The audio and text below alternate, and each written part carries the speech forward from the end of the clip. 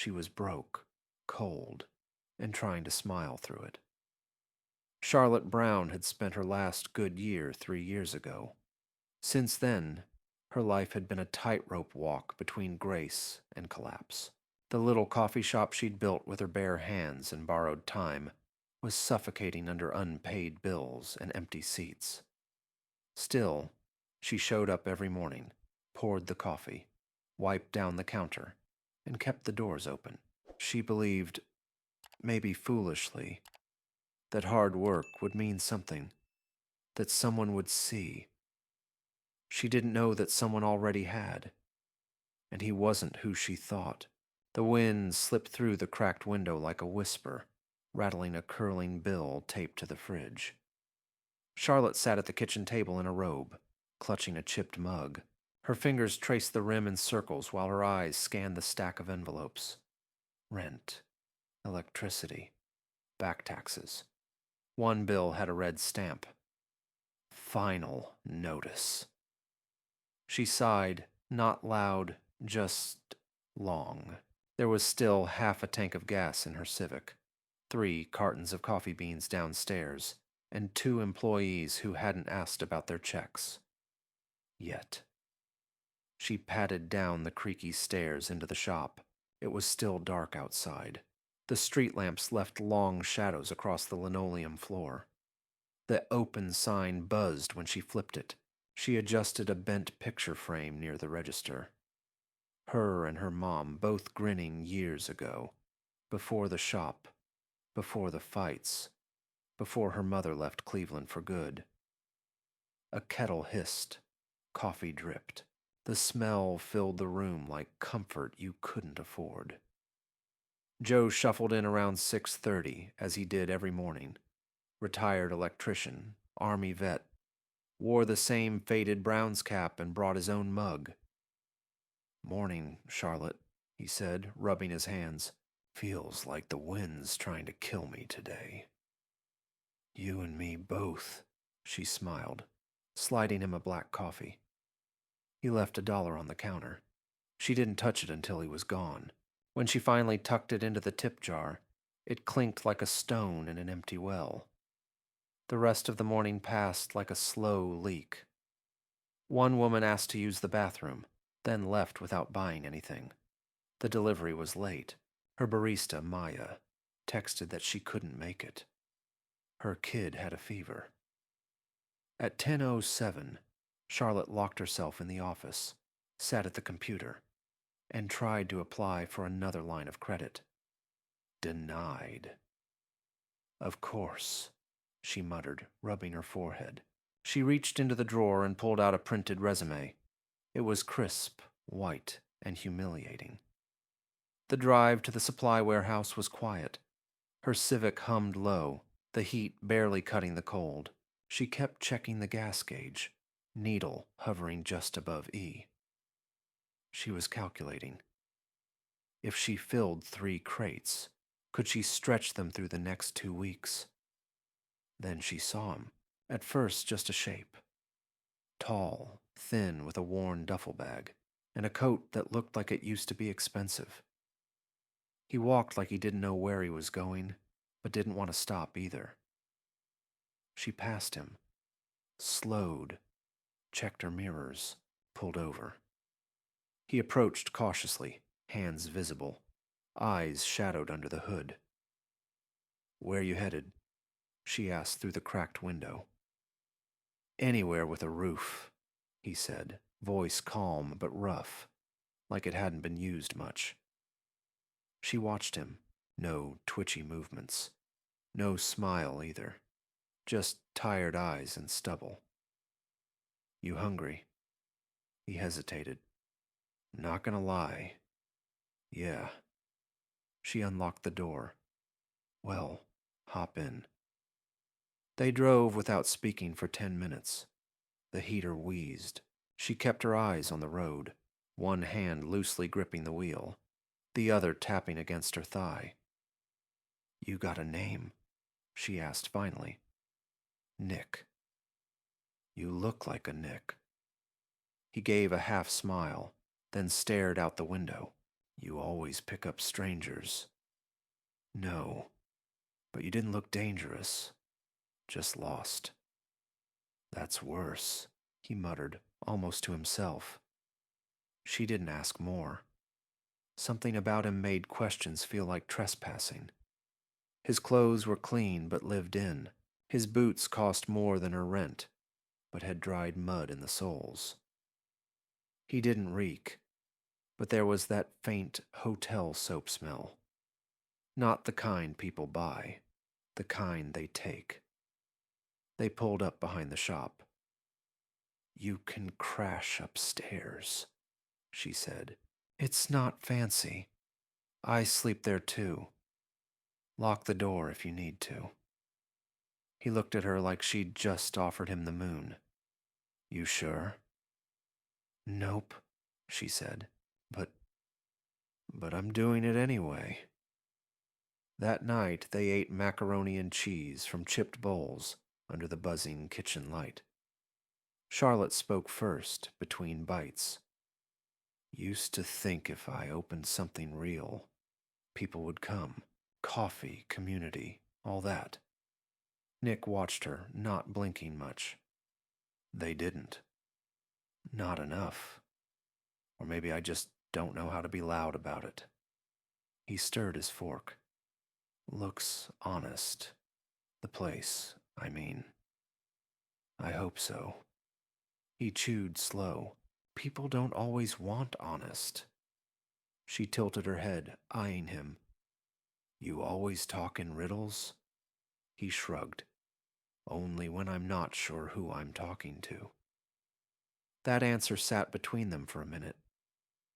Charlotte sipped her water. He finished his bowl, quietly thanked her, and went upstairs. She cleaned the dishes alone. The next morning, the upstairs room was empty. The bed was made. The air still smelled faintly like his cologne. Woodsy, expensive, out of place. On the counter downstairs sat a small folded note. Thank you. That meant something.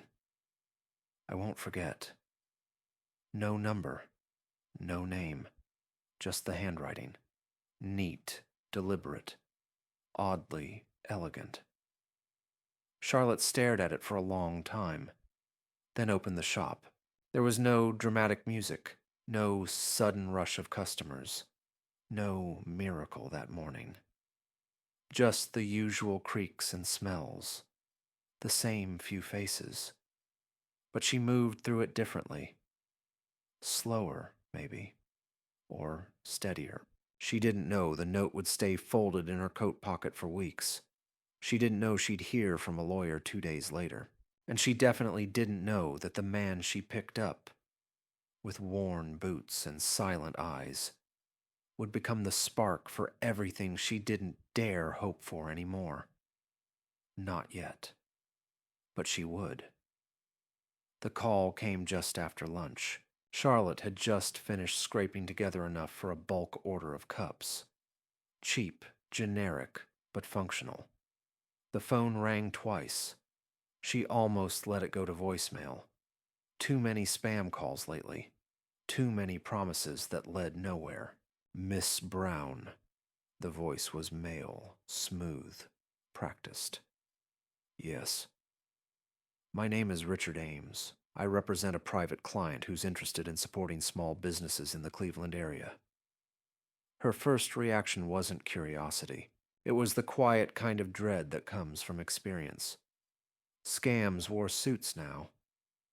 I'm not interested, she said, already moving to hang up. This isn't a pitch, the man added, quick but calm. He asked me to call you personally.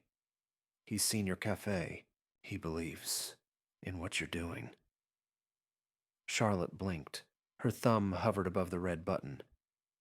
He who? He wishes to remain anonymous. For now. The voice paused, letting the silence do the work. He's authorized me to discuss an investment. Significant if you're open to a meeting. Her heart beat once, hard, then slower. What kind of meeting? Downtown. My office.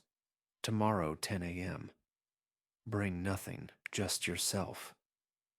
The line went dead. She stood there a moment longer, phone still in hand, eyes narrowing. A prank? A setup? But something in the man's tone. It didn't have that false cheeriness. It had gravity, precision. She didn't sleep much that night. The next morning she wore her best. Navy blazer, pressed jeans, the necklace her mother gave her when the shop opened. It was cracked near the clasp, but still caught the light. Downtown Cleveland shimmered in the cold sun.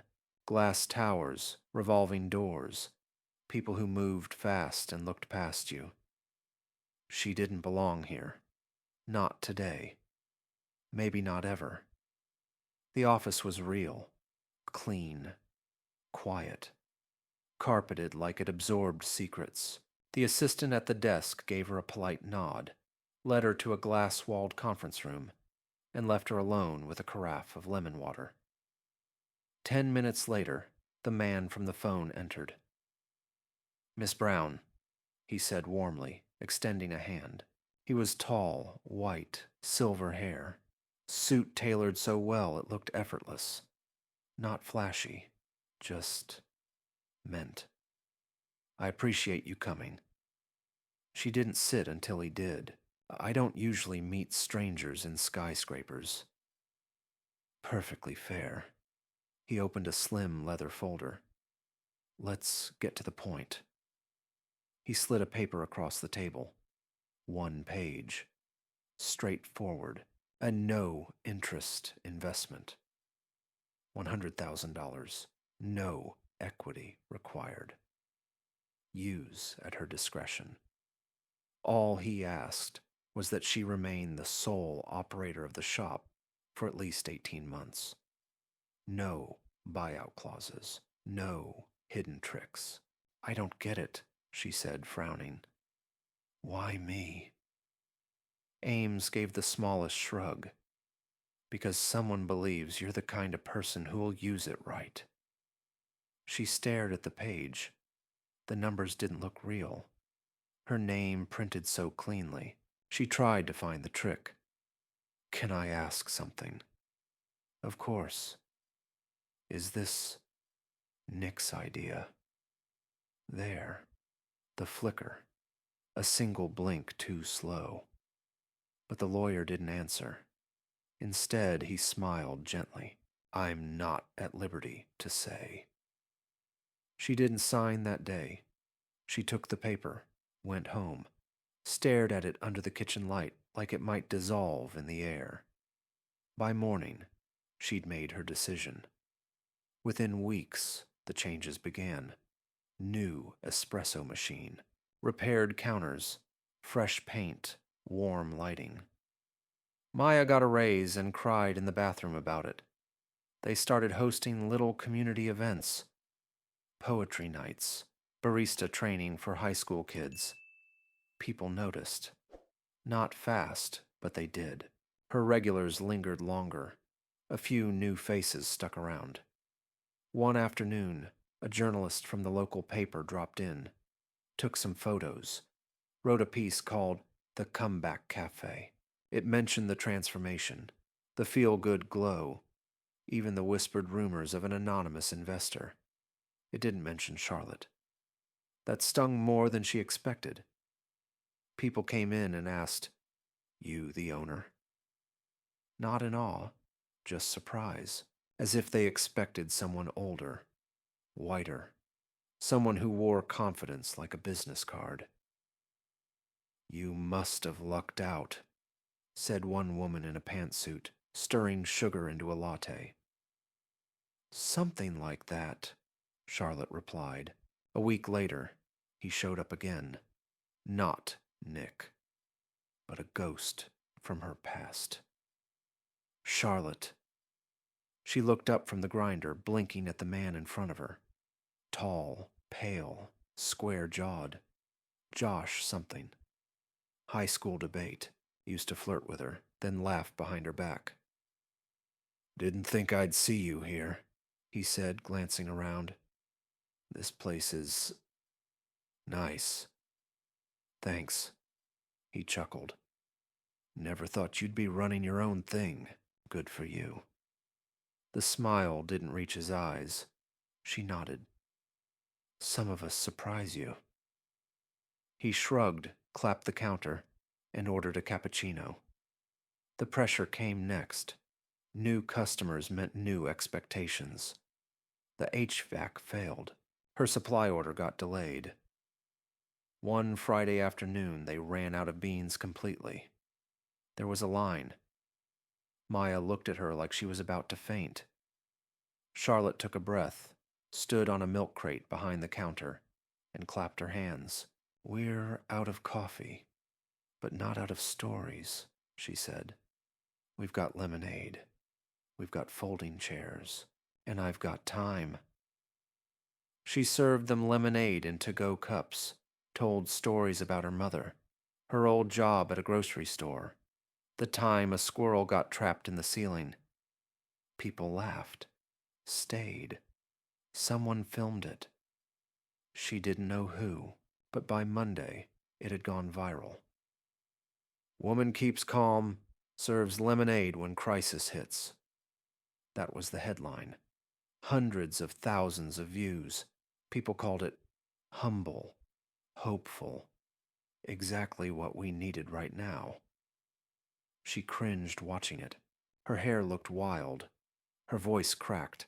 She hated how surprised everyone seemed that she didn't scream. And then he returned, late in the day, while she was wiping down tables. She didn't see him come in, just looked up and he was there, near the door, hands in pockets. Hey, he said. She froze, rag in hand. You left, she said. Yeah. Left a note, but not your name. He nodded, stepping closer. I had to be sure. Sure of what? That you didn't need me to do it. She stared at him. Something twisted in her chest. Not pain exactly. Something older. You weren't just looking for a place to sleep.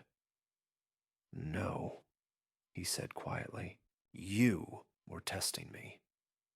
No, he repeated firmer. I was remembering what it's like to want something for the right reason. She folded her arms. Who are you? He hesitated. The shop was quiet. The light was golden through the windows. You could hear the hum of the refrigerator and the rustle of paper napkins. I'm Nick Landon. My father is William Landon, CEO of Landco Holdings. She didn't react right away, just kept wiping the same spot on the table. I ran from it, he added.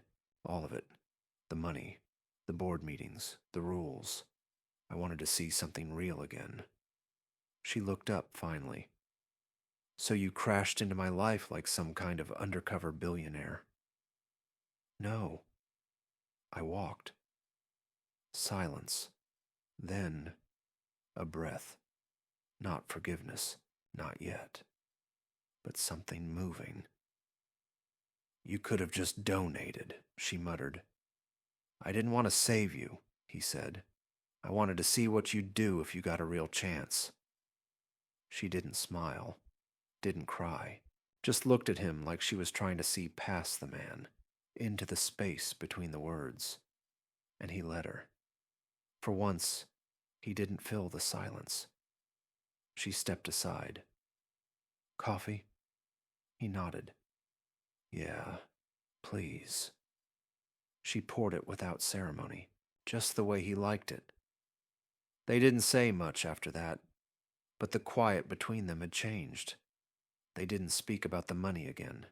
Not directly. Not about contracts or sums or anonymous lawyers. But Nick kept showing up. Never with fanfare. He swept the floor once, unasked. Refilled the napkin holders. Watched customers with that same quiet focus. like he was memorizing a language no one else bothered to learn. Charlotte didn't ask for more, but she noticed. When the second location opened, it wasn't flashy. It was in a neighborhood most investors couldn't pronounce, a boarded-up space with iron bars on the windows and broken tile inside. But Charlotte saw something different. She ran her palm along the counter, eyes narrowed, like she was feeling for pulse. "It'll work," she said. Nick stood beside her in a wool coat, coffee in hand. "People think you're crazy." She smirked. "I am." They opened in 6 weeks. No ribbon cutting. No press. Just free coffee on opening day, and a handwritten sign that said, "Sit. Stay. Be seen." She hired different this time. A man who had slept in a shelter for 3 months. A single mother who used to cry in the grocery store aisle holding a calculator. A girl who hadn't finished high school but knew more about beans and temperature curves than any barista she'd ever trained. "You sure you want to do this?" Nick had asked, watching the girl drop milk on the floor during a training shift. "Yes. Even if it goes wrong. Especially then." People murmured, called her reckless. A charity case in business clothes. One reporter from a business blog wrote, "An idealist with no sense of margins." Charlotte pinned the article above the grinder, drew a heart in black marker next to it. When NPR called, she thought it was a prank. "Hi, this is from How I Built This. We'd love to interview you." She laughed, on the phone, out loud, then apologized. Twice. The day of the recording, she wore the same navy blazer, same necklace. She arrived early, sat outside the studio with a paper bag in her lap and shaky hands. Nick sat beside her, not touching, but close. "You okay?" "No." He leaned forward. "You don't have to go in there and be impressive." "I'm not worried about impressive," she said. "I'm worried about sounding like I know what I'm doing." He smiled. "You do." She didn't remember everything she said in the interview, but when the host asked what advice she'd give, she paused, then said, "You don't have to be someone important to do something important." It aired the next week. Donations came in. Emails flooded her inbox. Strangers asked to volunteer. One woman mailed her a quilt with Charlotte's name stitched in the center. She didn't know what to do with any of it. Then the foundation came. It started small. A manila folder with the words "Charlotte Fund" handwritten on it, tucked under her arm as she walked into a community meeting. The idea: small microloans for women who wanted to start businesses in overlooked neighborhoods, the kind of women who got laughed out of banks. It grew fast. Too fast. Suddenly there were forms, meetings, red tape. City officials wanted in. People wanted her face on things. Some days she came home and sat in the dark, coat still on. The silence, a kind of mercy. Nick found her like that once. He didn't say anything, just brought 2 mugs of tea, sat on the floor beside her, back to the wall. "I didn't ask for all this," she said. "No one does.